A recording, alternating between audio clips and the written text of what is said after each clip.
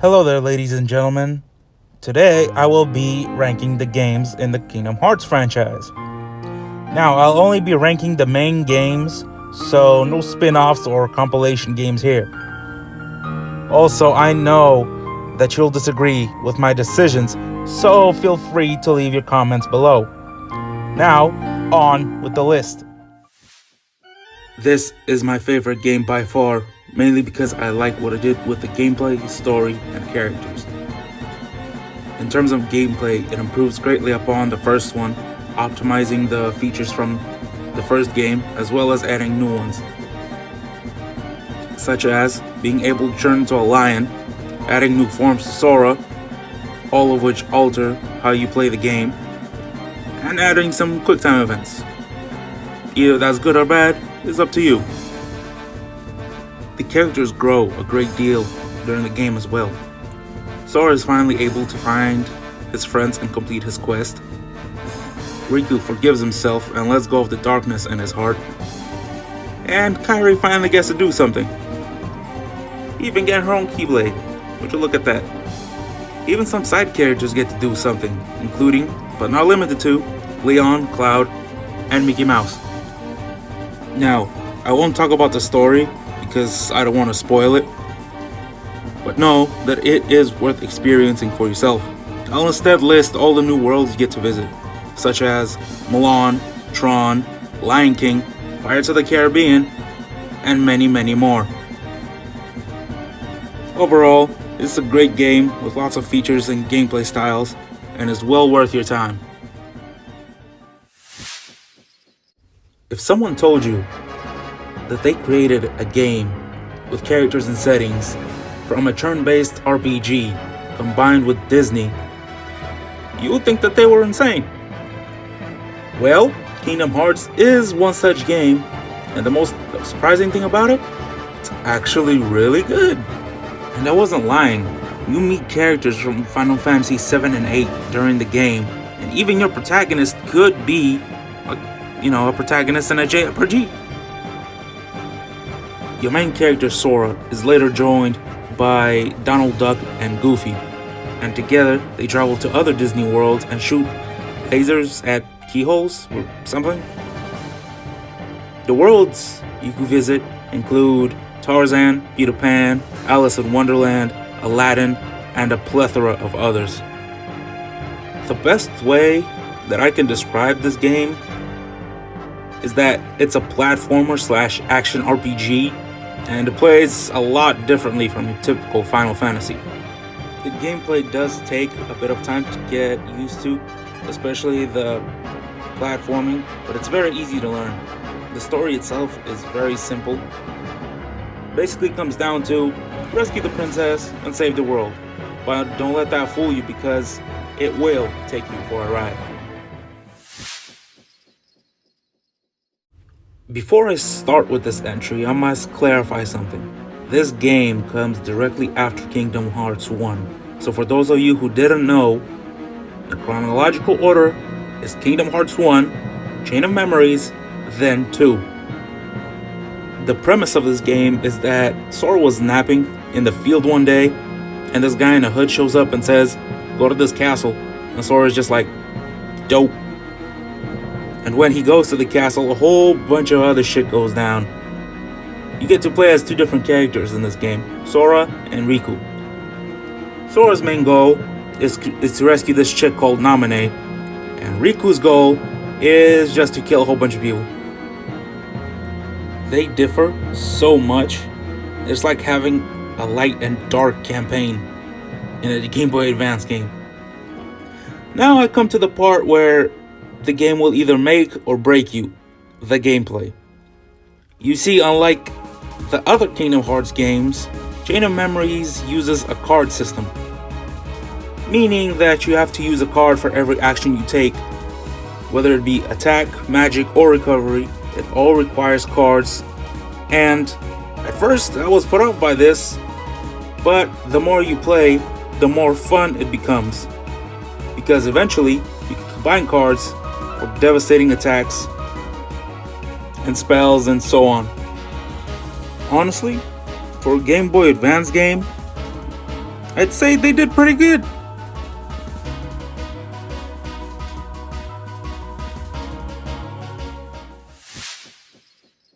This game is actually a prequel to the whole Kingdom Hearts franchise, boasting a roster of all new characters. The characters you play as are Terra, Ventus, and Aqua, and each of them have their own stories, so I can't really get into that aspect. Just know that it does connect to Kingdom Hearts 3, so I would play it if I were you. Throughout all of the Kingdom Hearts games, I think this gameplay style that's in this game is my favorite, mainly because of its simplicity. Suppose you have a fire spell. Well, you have to level it up. And if you pair it up with another fire spell, you'll get Fire. And this goes for all your spells, and eventually you can mix and match them, creating devastating results. This game isn't perfect, however, since, in my opinion at least, this is mostly Terra's story. Since he gets the most development and his story is the most straightforward of the three.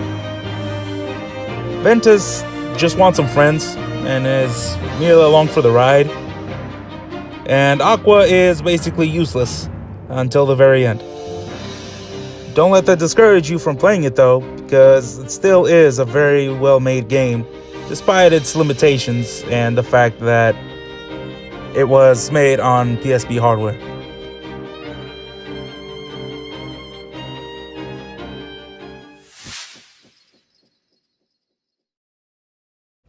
This game is a bit of a side story, meaning that it doesn't progress the overall plot and instead focuses on piecing together events that happen between Kingdom Hearts 1 and 2.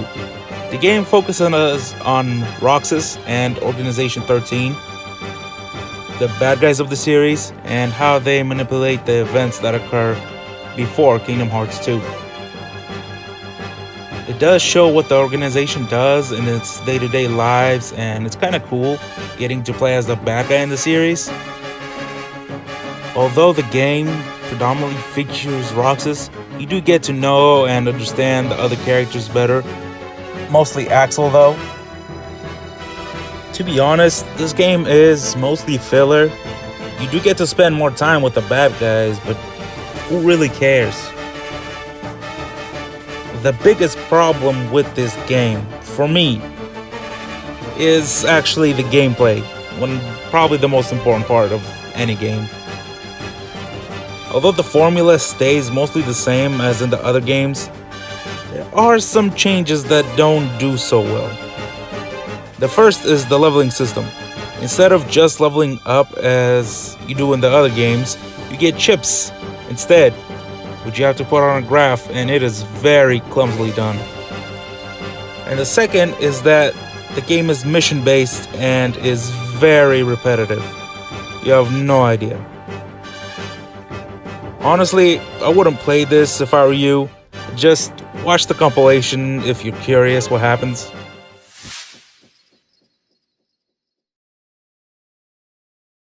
The premise to this game is the most ridiculous thing ever. So basically, Mickey Mouse was watching porn on his computer, right? And then he's like, oh shit, Minnie's gonna find out. So he gets Sora, he's like, hey Sora, go fix it. And then Sora's just like, okay. And then he trons inside the computer and has to fight viruses or some shit. What kind of premise is that for a game? What the hell is going on?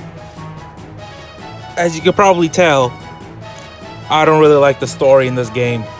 Mainly because it's stupid and serves no purpose. It only has like a small connection at the very end, and that's it. This game is fun, however, playing mainly as it did in the first Kingdom Hearts. It does have some unconventional playstyles in it as well, such as a traditional turn-based RPG level, a side-scrolling level, and a shooting level. so you won't be bored very often when playing. It won't matter, however, when you realize that this game serves no purpose and doesn't connect to the other games. There is no growth or progression and nothing of substance in this game at all. Honestly, you're better off skipping this one and only get it if you want to play all of the games for the completion's sake.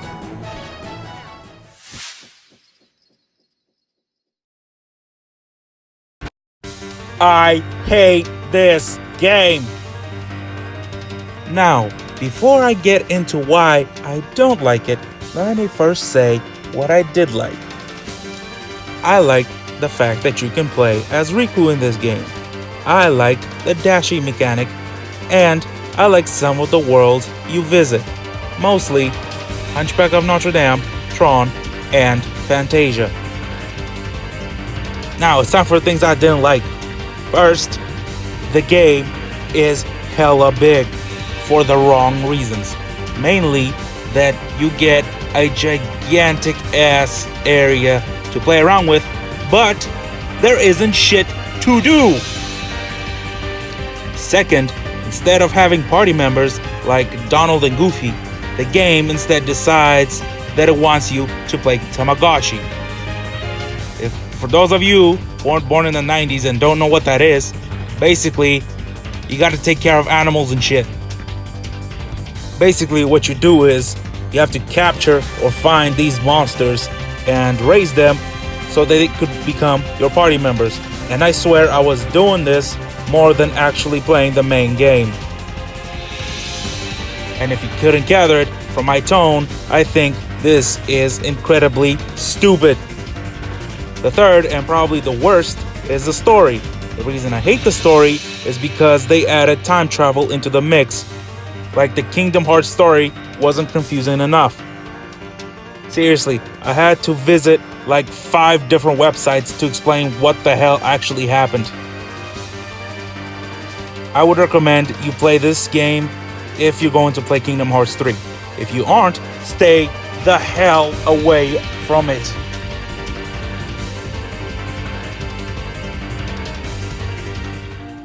So that's my list, ladies and gentlemen. I hope you enjoyed it, and please don't forget to like, share, subscribe, all that nonsense. And I'll see you next time. Bye.